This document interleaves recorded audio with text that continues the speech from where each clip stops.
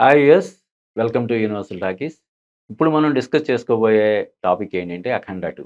దీని గురించి ఇప్పటికే మనం ఎన్నో సార్లు మాట్లాడుకున్నాం. ఇంకా ఆహ్, ఎ కేవలం 24 గంటలు వ్యవధుంది విడుదలకి. కానీ ఈ సినిమా విడుదలైన తర్వాత కూడా అనేక వీడియోలు చేయాల్సినటువంటి అవసరం ఉంటదని చెప్పి నేను భావిస్తున్నాను. ఎందుకంటే అన్ని సంచలనాలు సృష్టించే అవకాశం ఉందని చెప్పి అంచనాలు వెలువడుతున్నాయి కాబట్టి ఈ 'అఖండ 2' సినిమా గురించి మరిన్ని వీడియోలు మనం తప్పకుండా చేయాల్సినటువంటిది ఉంది. ముఖ్యంగా ఇది మన 'నందమూరి బాలకృష్ణ' కెరీర్‌లో ఫస్ట్ పాన్ ఇండియా ఫిల్మ్‌గా ఇది రాబోతుంది. అంటే మన బాలీవుడ్‌లో గూడా ఈ సినిమాని ప్రమోట్ చేయడం కానీ, యూపీ సీఎం ఆదిత్య యోగినాథ్‌ని కలవడం కానీ, ఇంకొకటేంటంటే ఈ సినిమా కోసం ప్రత్యేకంగా హిందీ మీడియాతో హిందీలో బాలయ్య ఇంటర్వ్యూలివ్వడం. ఈవెన్ బోయపాటి గూడా హిందీలో ఇంటర్వ్యూలు ఇవ్వడం నేను చూసాను. బాలయ్య హిందీలో గూడా బాలయ్యకి అంత పట్టుందన్న విషయం ఇప్పటివరకు మనకు తెలీదు. ఇంగ్లీష్‌లో ఆయన చాలా అద్భుతంగా మాట్లాడతారు. ఇంకా చెప్పాలంటే తెలుగు కంటే కూడా చాలా ఫ్లూయెంట్‌గా ఇంగ్లీష్ మాట్లాడతాడు బాలయ్య. ఇప్పుడు హిందీలో గూడా బాలయ్యకి అంత పట్టుందా అని అనిపిస్తుంది. బాలయ్య ఇస్తున్నటువంటి ఇంటర్వ్యూలవి చూస్తుంటే. ముఖ్యంగా ఈ సినిమాకి సంబంధించి ఇప్పటికే మనం చాలా సార్లు చెప్పుకున్నాం. కని విని ఎరుగని రీతిలో అంటే బాలయ్య కెరీర్‌లో ఇంతకుముందు ఎప్పుడు లేని విధంగా రూ. 300,00,00,000 బిజినెస్ అంటే థియేట్రికల్ గాని, శాటిలైట్ గాని, ఓటీటీ గాని, మరోటి అన్నీ కలిపి రూ. 300,00,00,000 బిజినెస్ జరిగిన సినిమాగా కూడా ఇప్పటికే ఒక చరిత్రని లేదంటే ఒక సంచలనాన్ని సృష్టించినటువంటి ఈ సినిమా మరికొన్ని గంటల వ్యవధిలో బహుశా సాయంత్రానికే ఈ ఓవర్‌సీస్‌లో దీనికి సంబంధించినటువంటి షోస్ అవి పడే అవకాశం ఉంది. రిపోర్ట్స్ అవి కొన్ని గంటల వ్యవధిలోనే మనకి రిపోర్ట్స్ కూడా వచ్చేస్తాయి. ఏదేమైనప్పటికి కూడా ఈ సంవత్సరంలో వస్తున్నటువంటి అతి పెద్ద సినిమా, భారీ బడ్జెట్ సినిమా. అంటే ఈ డిసెంబర్‌లో దాదాపుగా 12, 13 సినిమాలు వస్తున్నప్పటికి కూడా పెద్ద సినిమా ఏంటంటే ఇదే. కాబట్టి 'అఖండ 2' సినిమా 2025కి ఒక సూపర్ ఫినిషింగ్ టచ్ ఇస్తదనే ఒక అంచనాల మధ్య ఈ సినిమా వస్తుంది కాబట్టి కూడా దీని మీద విపరీతమైనటువంటి అంచనాలున్నాయి. ఇంతకుముందు మనం చాలా సార్లు చెప్పుకున్నట్టుగా ఈ సినిమా ప్రత్యేకతలు బోయపాటి, బాలయ్య కాంబినేషన్‌లో వస్తున్నటువంటి నాలుగో సినిమా కావడం.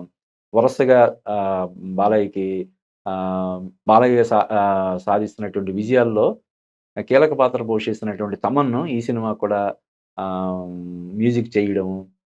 తర్వాత నందమూరి బాలకృష్ణ గారి అమ్మాయి తేజస్విని ఈ సినిమాతో మొట్టమొదటిసారి అఫీషియల్‌గా ప్రొడ్యూసర్‌గా తెర ముందుకు వస్తుండడం. ఇలా ఎన్నో ప్రత్యేకతలు ఉన్నటువంటి ఈ సినిమా ఆహ్, కని విని ఎరుగని స్థాయిలో విజయం కూడా సాధిస్తదని చెప్పి అందరూ ఎక్స్‌పెక్ట్ చేస్తున్నారు. అంటే ఇప్పటివరకు ఈ సినిమా నుంచి వచ్చినటువంటి అప్‌డేట్స్‌లో 1, 2 అప్‌డేట్స్ మినహా ప్రతి అప్‌డేట్ కూడా బాలయ్య ఫ్యాన్స్‌ని గాని, జనరల్ సినిమా లవర్స్‌ని గాని అందరిని కూడా విపరీతంగా అలరించింది, ఉర్రూతలూగించింది. కాబట్టి ఈ సినిమా 'అఖండ' ఏ స్థాయిలో విజయం సాధించిందో దానికి రెట్టింపు విజయం 'అఖండ 2' సాధిస్తదని జెప్పి అంచనాలు వెలువడుతున్నాయి.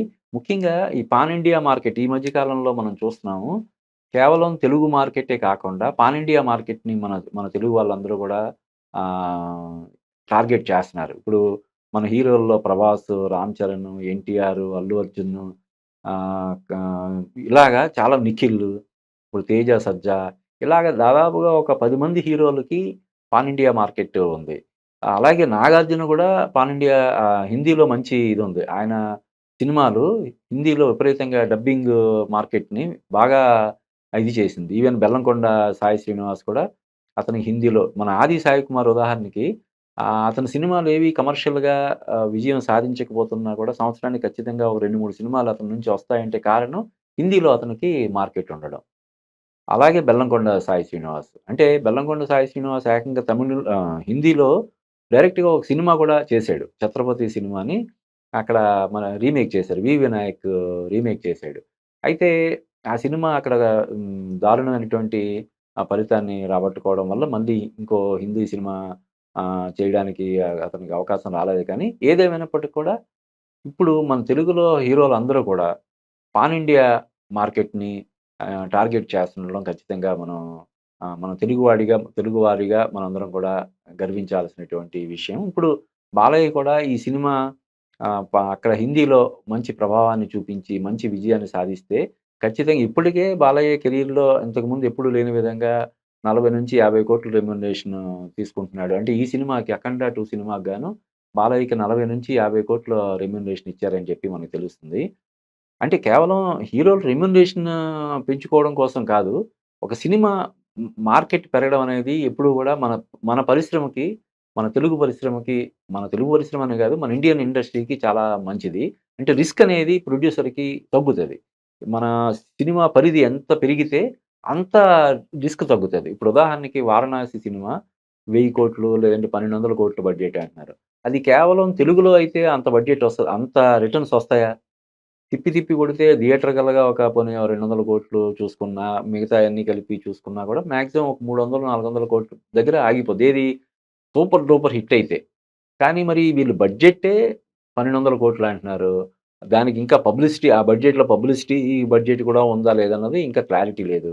ఎందుకు అంత భారీ మొత్తంలో సినిమా కోసం ఖర్చు పెట్టే సాహసం చేస్తున్నారంటే సినిమాకి మార్కెట్ ఉండడం. ఇప్పుడు 'రాజమౌళి' సినిమాలకి పాన్ ఇండియాలోనే కాకుండా పాన్ వరల్డ్ మార్కెట్ కూడా క్రియేట్ అవ్వడం వల్ల వాళ్ళు హ్యాపీగా ఎక్కడ టెన్షన్ లేకుండా 1,200,00,00,000 ఖర్చు పెట్టి ఆ సినిమాని తీస్తున్నారు. ఈవెన్ ఇప్పుడు మొన్న జరిగినటువంటి టైటిల్ అనౌన్స్‌మెంట్ ఈవెంట్‌కే దాదాపుగా 10-15 కోట్లు ఖర్చు పెట్టారని చెప్పి మనకు తెలుస్తుంది. అంటే ఒక mid range cinema, mid range హీరోతోటి ఒక సినిమా తీసేసే బడ్జెట్‌ని కేవలం ఒక ఈవెంట్ కోసం ఖర్చు పెట్టారంటే, ఈ రోజున మార్కెట్ మన తెలుగు సినిమా మార్కెట్ ఏ రేంజ్‌లో ఉంది? దాని స్ట్రీమింగ్ రైట్స్ కూడా దాదాపుగా ఒక 20-30 కోట్లు వాళ్ళకొచ్చాయని చెప్పి తెలుస్తుంది.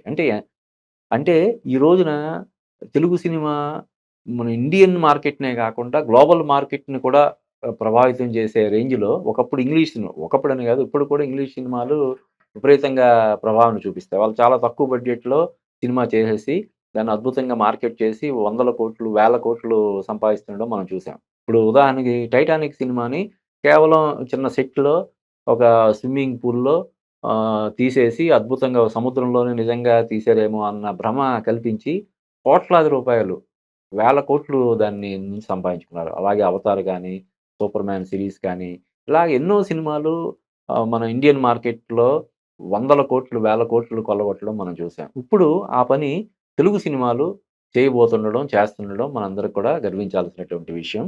ఆ కోవలో బాలయ్య 'అఖండ 2' కూడా చేరాలని మనం మనస్ఫూర్తిగా కోరుకుందాం.